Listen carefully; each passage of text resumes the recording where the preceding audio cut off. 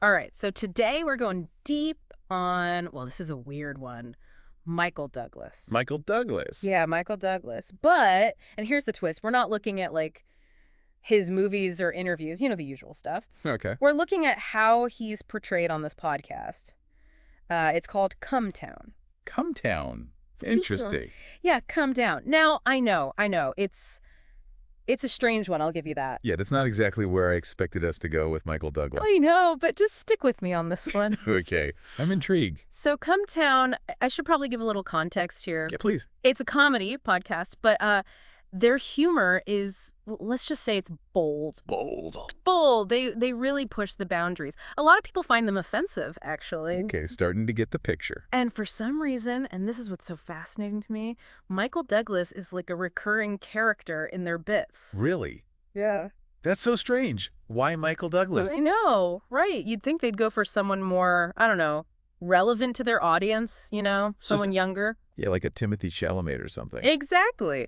But no, it's Michael Douglas. They do these impressions of him. They put him in these ridiculous scenarios. Okay. So I brought you on because, well, you're the expert on this kind of stuff. Well, I wouldn't say expert, but... So I'm hoping you can help us unpack all of this. Like, why?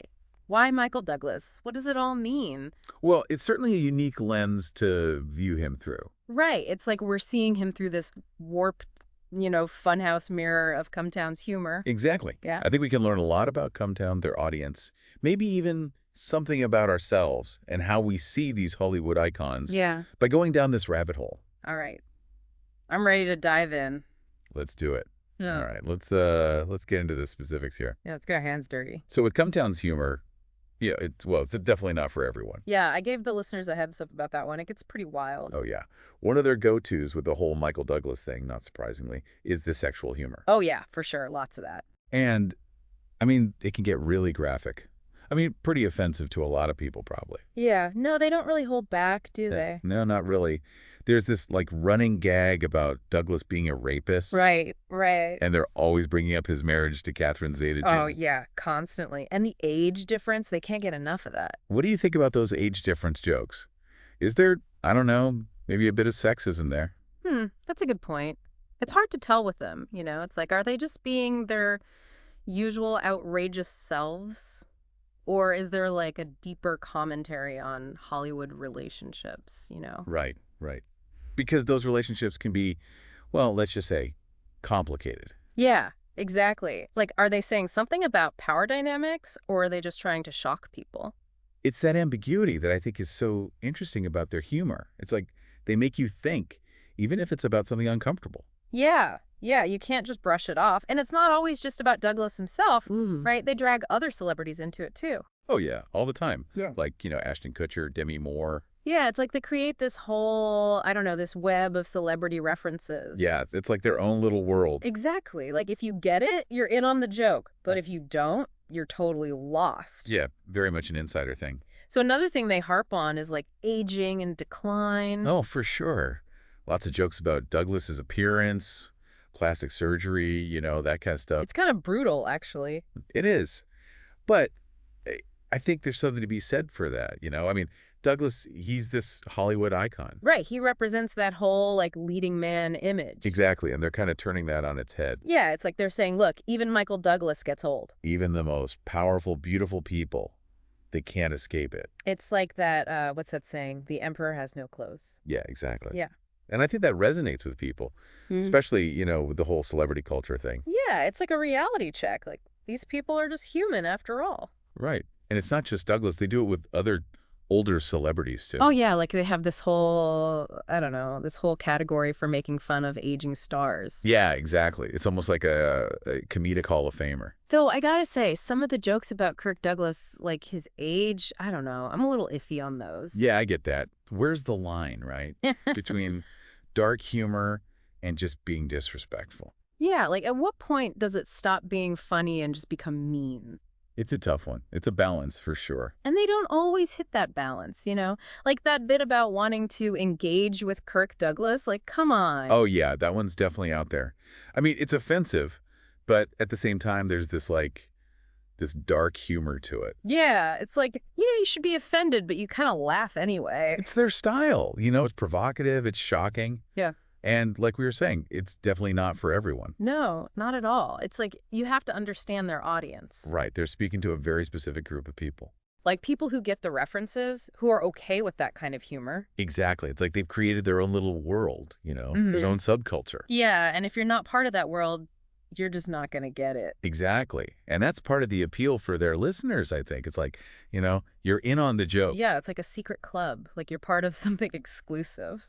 And in that club, Michael Douglas, it's like it's a symbol, Yeah, it's pretty wild. It's like he has no idea any of this is happening. Right. He's just out there living his life, and they've made him into this comedic character. It's like they've taken this Hollywood icon and turned him into, I don't know, a puppet. It's comedic subversion, for sure. And it can be pretty funny, even if it's a little uncomfortable. So we've got the sexual humor, the jokes about aging, and this whole, like, layer of absurdity and shock value. It's a lot. It is. But it's all very deliberate. It speaks to their understanding of, their audience, their subculture. It's not just about making people laugh. It's about creating a shared experience. Exactly. It's about connecting with people who get it, who appreciate that kind of humor.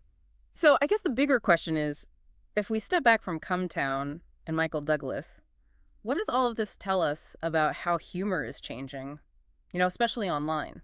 Ooh, that's a good one. What do you think? Well, it's like they're taking this established figure, someone everyone knows. Right, a classic. Yeah, and they're completely remixing him. Like a cultural remix. Exactly. Is that what's happening now? Like, are these online communities, are they just reinterpreting everything? I think you're onto something. It's like the old rules of humor, they don't apply anymore. It's almost like the internet has given everyone a voice, a comedic voice. And those voices, they're not afraid to push boundaries. No, not at all. But that brings up a whole other set of questions, right? Like, where's the line? What's acceptable? We've opened a real can of worms here. Oh, yeah, for sure. And I think we need to unpack all of that. But maybe we should save that for the next part. Yeah, I think that's a good place to stop for now. Okay, so we've been talking about Cum Town, their humor, and this whole Michael Douglas thing. Yeah, it's quite a rabbit hole we've gone down. It is. But I mean, it feels like there's something bigger going on here, right? Like, it's not just about this one podcast and their weird obsession with Michael Douglas. I think you're right. It's almost like a case study. A case study. Yeah, like if you look at how they use Michael Douglas, it kind of reflects this broader trend, Okay, what kind of trend? Well, it's like you've got these subcultures online, right? And they're taking these mainstream figures, like these icons, Okay. and they're reinterpreting them, like they're remixing them through their own lens of humor. Oh, like a cultural remix. That's kind of cool, actually. Yeah, it can be, but it can also be, it can go to some pretty dark places. Right, because it's not always going to be, like, respectful. No, not at all. I mean, some of the stuff Cum Town does, it's really pushing the boundaries. Yeah, they definitely walk that line between satire and just being offensive. And that's the question, isn't it? Like, where's the line? Who gets to decide what's funny and what's just plain wrong? And who gets to decide what's harmful? Right. Because humor, it can be powerful, Oh, yeah, for sure. I mean, it can be used to connect people, but it can also be used to, to hurt people. And with the internet, it's like everything's amplified. Yeah, like a joke can go viral and reach millions of people in seconds. Exactly. And you don't know how people are going to interpret it, What might be funny to one person could be deeply offensive to another. It's like, the stakes are higher now. Much higher. And I think that's something we have to be mindful of, especially when we're talking about humor that's edgy or satirical or, pushing boundaries. Yeah, it's like the rules have changed. It's not like the old days where you had like a few comedians on TV and that was it. Right. Now, anyone can be a comedian. Anyone can have a platform. And anyone can get offended or, feel like they're being targeted. Exactly. There's a whole new world of humor with a whole new set of challenges. So I guess the question is, how do we navigate this new world? How do we, find the balance? Well, I think it starts with being aware, like being aware of the power of humor and being aware of the potential for harm. And being aware of the fact that, not everyone's going to find the same things funny. Exactly. Humor is subjective. What's hilarious to one person might be totally cringe to another. And that's okay. We don't all have to have the same sense of humor. No, not at all. In fact, I think the world's a more interesting place because we have different perspectives on humor. I think so, too. But I think it's important to be respectful of those differences, and to be mindful of the impact our words can have, even when we're just trying to be funny. Absolutely. It's about being responsible with our humor. Well said. Okay, so I think we've covered a lot of ground here. We have. We went from Michael Douglas to the internet and back again. It's been a journey, that's for sure. But before we go, I have to ask, do you think Michael Douglas would find any of this funny? Like the Cum Town stuff? Oh, man. That's the million-dollar question. Who knows? Maybe he has a secret dark sense of humor. Maybe. Or maybe he'd be totally horrified. It's impossible to say. But it's an interesting question, right? And it makes you think about how celebrities are perceived, how their image can be manipulated and reinterpreted. Yeah, it's like they become these blank slates that we project our own ideas onto. Exactly. And in the age of the internet, that projection, it can happen on a massive scale. All right, well, on that note, I think we should wrap things up. Yeah, good idea. This has been a fascinating deep dive. Thank you so much for joining me and helping us unpack all of this. It's been my pleasure. Really enjoyed it. And to our listeners, thanks for tuning in. I hope you found this as thought-provoking as we did. And, if you ever come across something online that makes you question the boundaries of humor, well, maybe that's a sign you're onto something interesting.